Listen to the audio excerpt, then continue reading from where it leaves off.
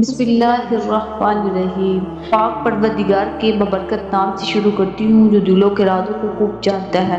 تمام ناظرین کو اسٹوڈیو اسلام فورڈ چینل پر دل کی گہرائیوں سے خوش آمدید اور محبتوں بھرا سلام۔ السلام علیکم ورحمۃ اللہ وبرکاتہ۔ آج ہم آپ کے سامنے بیان کرنے جا رہے ہیں صحابی رسول حضرت طلحہ رضی اللہ عنہ کی جان نثاری اور آپ صلی اللہ علیہ وسلم سے عشق و محبت کتنی تھی اور کیسی تھی۔ چلو ویڈیو میں بتاتے ہیں آپ کو۔ میدان احد میں جب مسلمانوں کی صفوں میں انتشار برپا ہوا، کفار نے حضور صلی اللہ علیہ وسلم کو اپنے نرغے میں لے لیا۔ حضرت طلحہ رضی اللہ تعالیٰ عنہ دشمن سے دفاع میں حضور صلی اللہ علیہ وسلم کے سامنے آ گئے اور ڈھال پر تیروں کو روکنے لگے۔ اچانک ڈھال ہاتھ سے گر گئی تو اپنے ہاتھ پر تیروں اور نیزوں کو روکنا شروع کر دیا، یہاں تک کہ ہاتھ کی رگیں کٹ گئی اور ہاتھ شل ہو گیا۔ میں نے احد کے دن دیکھا کہ حضرت طلحہ رضی اللہ عنہ کا ہاتھ دفاع حبیب صلی اللہ علیہ وسلم کے لیے شل ہو چکا تھا، مگر ان کے جوش میں کوئی فرق نہ آیا۔ ایک صحابی نبی کریم صلی اللہ علیہ وسلم کے پاس سے گزر رہے تھے، آپ کے پاس تیروں کا تھیلا تھا۔ نبی صلی اللہ علیہ وسلم نے فرمایا ابو طلحہ کے سامنے کچھ تیر پھینک جاؤ۔ پھر نبی صلی اللہ علیہ وسلم نے کفار کی طرف سر مبارک اوپر اٹھا کر دیکھا تو ابو طلحہ رضی اللہ عنہ نے عرض کیا میرے ماں باپ آپ پر فدا ہو، آپ ایسے سر نہ اٹھا کر دیکھیں کہ یہ دشمنوں کا کوئی تیر آپ کو نہ لگ جائے، میری جان آپ پر فدا۔ جنگ کے بعد کسی نے پوچھا اے طلحہ رضی اللہ تعالیٰ عنہ آپ نے زمین پر گری ہوئی ڈھال کو کیوں نہ اٹھایا؟ حضرت طلحہ رضی اللہ عنہ نے جواب میں فرمایا اس خیال سے کہ کہیں میں تلاش میں جھکوں تو اسی دوران ان کا کوئی تیر یا نیزہ آپ صلی اللہ علیہ وسلم کو نقصان پہنچا دے۔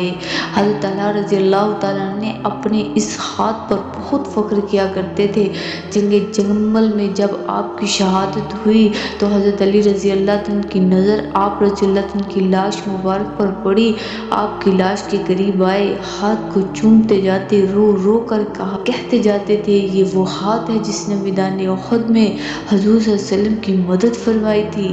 حضرت زبیر رضی اللہ عنہ سے روایت ہے میں نے نبی صلی اللہ علیہ وسلم کو دیکھا جب نبی صلی اللہ علیہ وسلم نے اٹھنے کا ارادہ فرمایا، چٹان کا سہارا لے۔ نبی صلی اللہ علیہ وسلم نے اس دن 2 زریں پہنی ہوئی تھی، نبی صلی اللہ علیہ وسلم اس کا سہارا لے کر کھڑے نہ ہو سکے تو حضرت طلحہ بن عبید اللہ رضی اللہ تعالیٰ عنہ نیچے بیٹھ گئے تو نبی صلی اللہ علیہ وسلم کھڑے ہو گئے، یہاں تک کہ چٹان کے برابر ہو گئے۔ نبی صلی اللہ علیہ وسلم نے فرمایا طلحہ نے اپنے لیے جنت واجب کر لی۔ سبحان اللہ، سبحان اللہ۔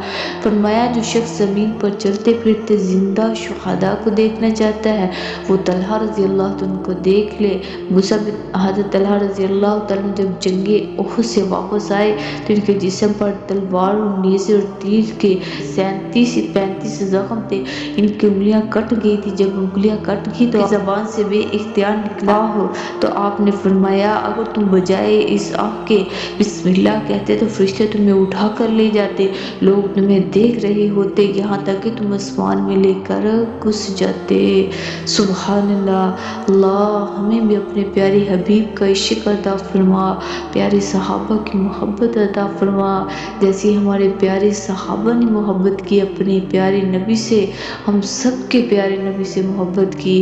اللہ ہمیں بھی ایسی توفیق عطا فرما، اللہ ہمیں بھی سچا مسلمان بنا، اللہ ہمیں بھی سچا امتی بنا، اللہ ہمیں صراط المستقیم پہ چلا، اللہ ہمیں صراط المستقیم پہ چلا، اللہ ہمیں صحابہ کی محبت، ہمارے پیارے حبیب کا عشق لگن عطا فرما، اللہ دنیا کی غلیظ محبت دلوں سے نکال دے، آمین ثم آمین۔